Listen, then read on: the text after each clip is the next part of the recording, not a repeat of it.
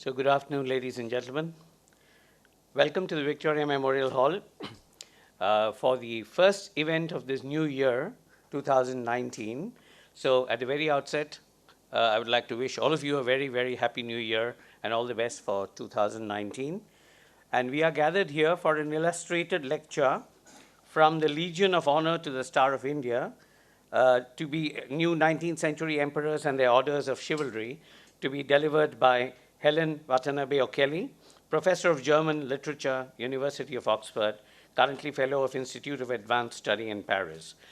Before we go on with the lecture, may I request Dr. Jayanta Sengupta, Secretary and Curator of Victoria Memorial Hall, to welcome the audience, please, and introduce the speaker. Good afternoon, everybody, and a very happy new year to all of you. And welcome to today's lecture by Professor Helen Watanabe O'Kelly on From the Legion of Honor to the Star of India, New 19th Century Emperors and Their Orders of Chivalry. It's a privilege and honor to have Professor Watanabe O'Kelly with us today, and we're deeply thankful to her for making time during her brief visit in Kolkata this week to give this talk. Professor Watanabe O'Kelly is Professor of German Literature in the Faculty of Medieval and Modern Languages in the University of Oxford and Emeritus Fellow of Exeter College, Oxford, and currently a Fellow in the Institute of Advanced Study in Paris. She is also a Fellow of the British Academy. Her main research interests are in German literature and culture from the late 15th to the early 18th centuries within their European context, and also in women's writing in all periods and in the representation of women in German literature and culture. She has made a special study of early modern court festivals of all kinds throughout Europe and of court culture. She has written several books on the history, culture, and mentalities of Europe from the 16th century onwards, of which the most recent one is titled Beauty or Beast? The Woman Warrior in the German Imagination from the Renaissance to the Present, which was published in 2010 by Oxford University Press. In addition, she has edited several books, including the Cambridge History of German Literature, which was published back in 1997. She is the project leader of a project entitled Marrying Cultures, Queen's Consort and European Identities from 1500 to 1800, which is a project of the Humanities in the European Research Area as part of its program entitled Cultural Encounters. The project involves collaboration with colleagues in Germany, Poland, and Sweden. Professor Helen Watanabe O'Kelly is currently working on a book for Oxford University Press, which is entitled Projecting Imperial Power, the New 19th Century Emperors and the Public Sphere. And alongside France, Austria, Germany, Brazil, and Mexico, British India is one of the territories she is looking at. And her lecture today, I assume, will dwell on several issues and questions that she proposes to raise in the book. For those of you who may not have seen the invitation card for the lecture, I will read out an abstract of the lecture today. The 19th century saw the creation of new emperors in France, Austria, Germany, Mexico, Brazil, and India. Each of these emperors, from Napoleon Bonaparte to Queen Victoria, instituted so-called orders of chivalry. These were distinctions involving medals, ribbons, and sashes, and rich costumes to be worn on formal occasions. Some of these decorations were awarded for merit of various kinds or for military bravery, and others to ensure the loyalty of the recipient. Queen Victoria founded such an order in 1861, namely the Star of India. The lecture asks what the point of these orders was in general and whether the Star of India was used in the same way during the British Raj as such orders were used in other new empires. So that's all I have to say for now. Like all of you, I'm eagerly looking forward to listening to Professor Helen Watanabe O'Kelly's lecture. So ladies and gentlemen, please join me in welcoming Professor Helen Watanabe O'Kelly to give the lecture on From the Legion of Honor to the Star of India, New 19th Century Emperors and Their Orders of Chivalry. Professor Helen. Before Professor O'Kelly takes over the microphone, may I request Jayanta Sengupta to kindly hand over a small memento on behalf of Victoria Memorial Hall to the speaker of this afternoon. Not the Star of India. Oh, thank you so much. Oh, how wonderful. Right. Oh, lots of reading. Oh, yes, marvelous. And Dr. Jayanta Sengupta did mention about the beauty or the beast. The lecture, I'm sure, is going to be the beauty. And for this period, your mobile phone is going to be the beast.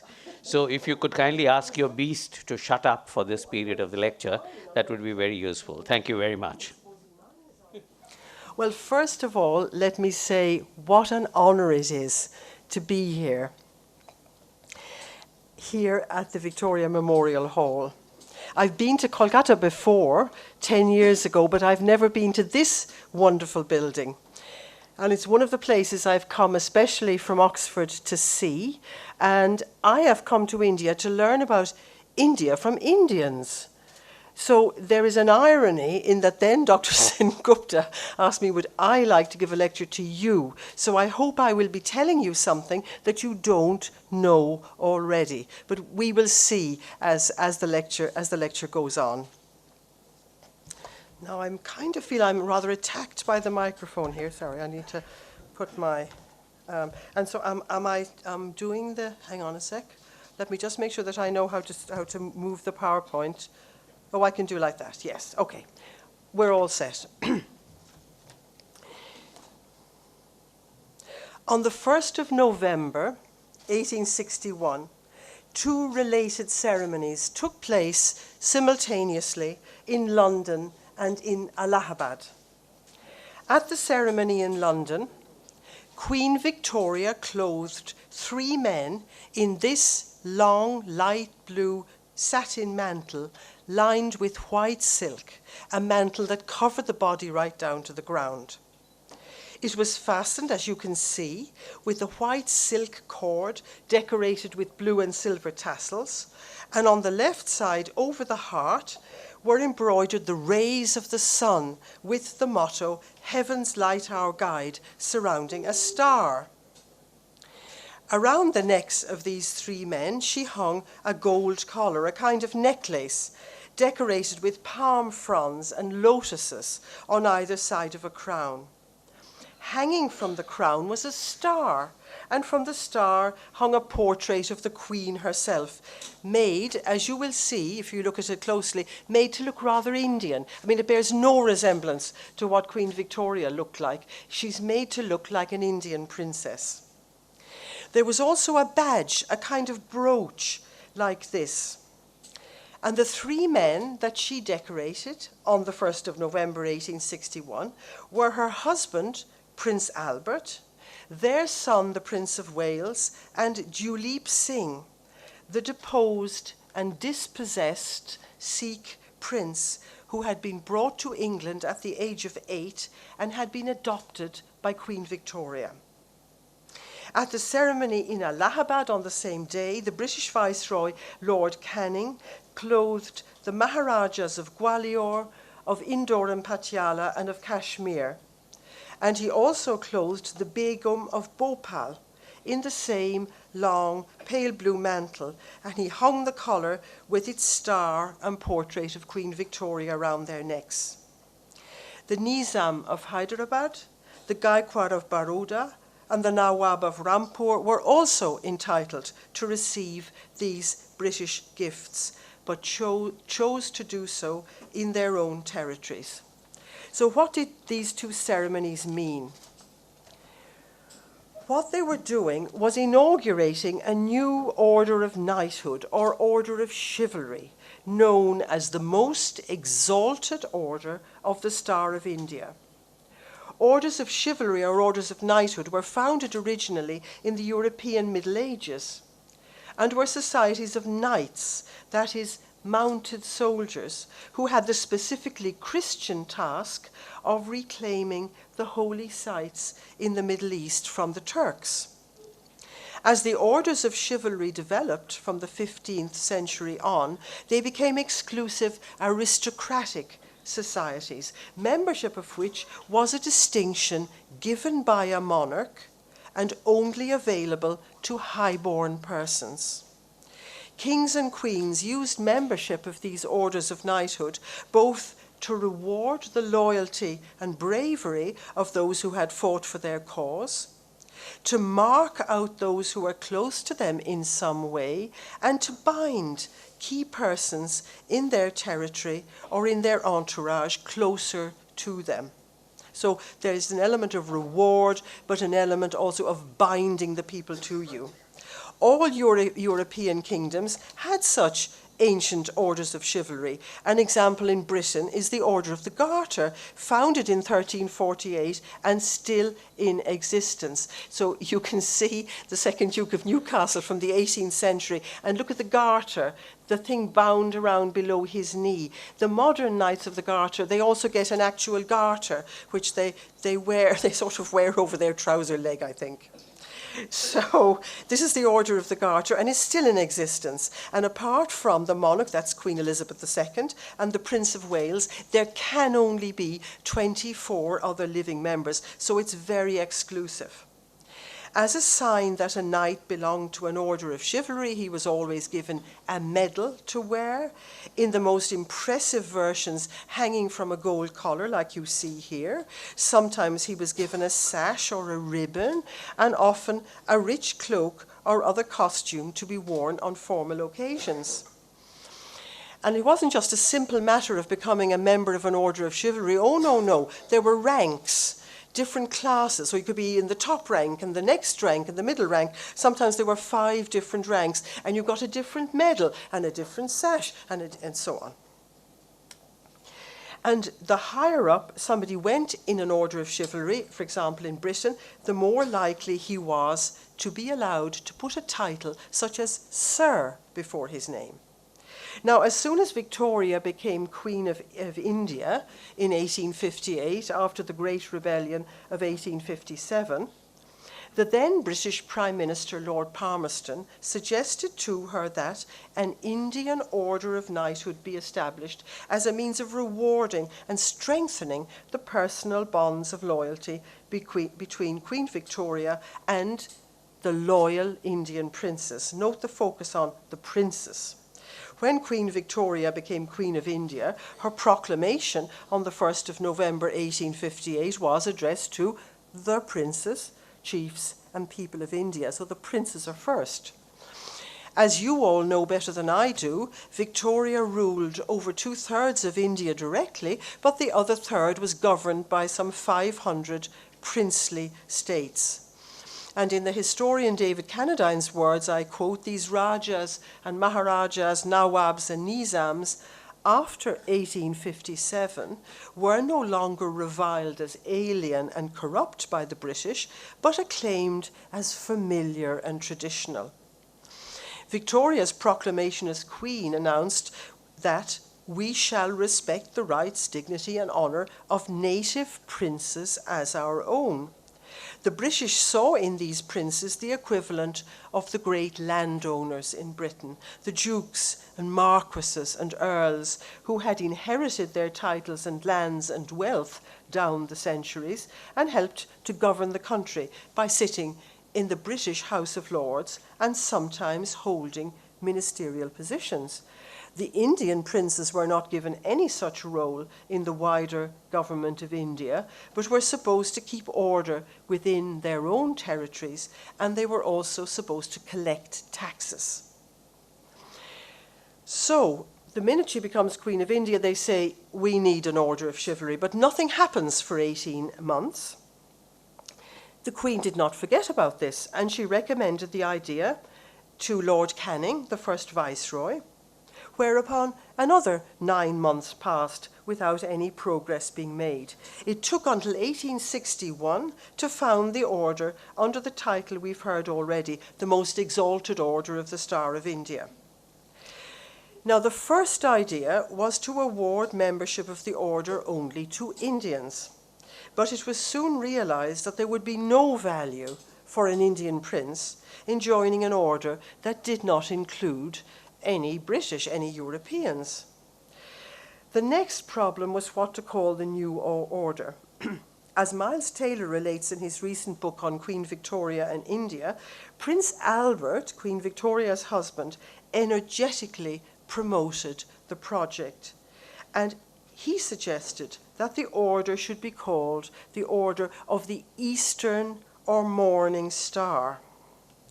He explained to Sir Charles Wood, the Secretary of State for India, that, and you have the quotes here, the Eastern Star preceded the three kings or wise men when they did homage to the infant Christ, and may be taken as the emblem of dawning Christianity. As such, it would have a memorable meaning which may remain concealed from the Indians, and yet one day be recognized in history. Albert is here proposing that this order of knighthood, specifically created for India, should have a hidden Christian message. He also pointed out that, and this is another quote from Albert, the light of the world came from the east like the sun, and the human races are supposed to have spread from the east, so the emblem might be eligible on that account and not uncomplimentary to the Indian. He then set about drafting a list of Latin mottos for the order. His final choice was Lux Caeli Dux Noster, Heaven's Light Our Guide. So you see here completely unthinking and Eurocentric way of looking at things.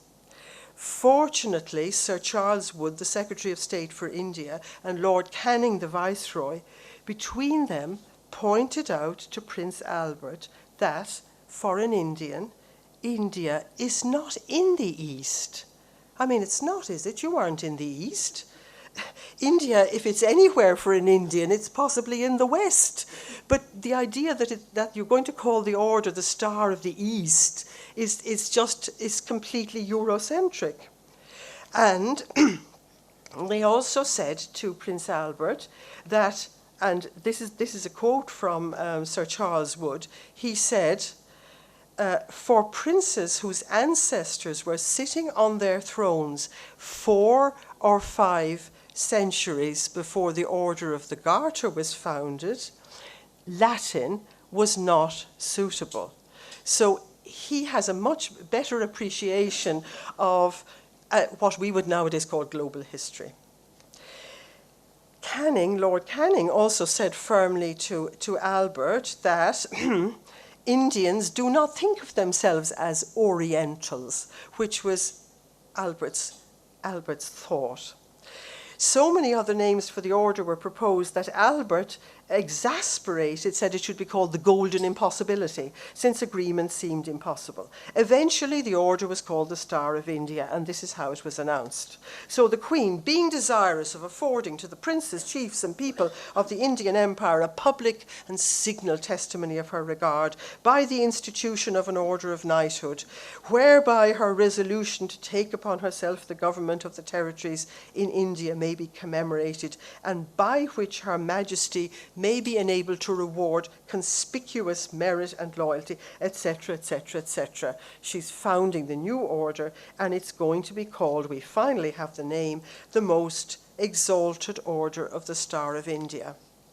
Now, apart from the Queen and the Viceroy, who was always to be Grand Master of the Order, there were originally also to be only 24 knights. However, in 1866, 5 years later, the order was extended and divided into 3 ranks or classes.